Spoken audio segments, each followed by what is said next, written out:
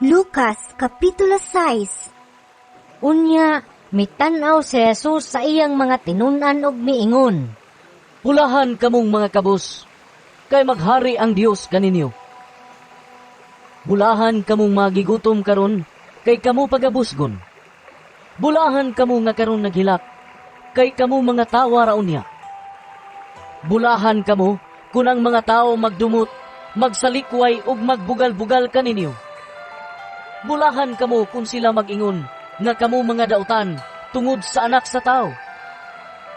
Paglipay kamo kung mahitabo kini, ug pagsayaw sa kasadya, kay dako ang ganti nga gitagana alang kaninyo didto sa langit. Kay ang ilang mga katigulangan naghimo sa ingon ngadto sa mga propeta.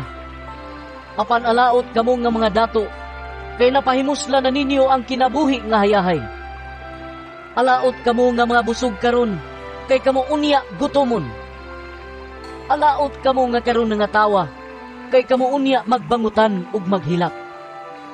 Alaot kamo kung magdaig kaninyo ang tanang mga tao, kay mauusab kini ang gibuhat sa ilang mga katigulangan ngadto sa mga mini nga propeta.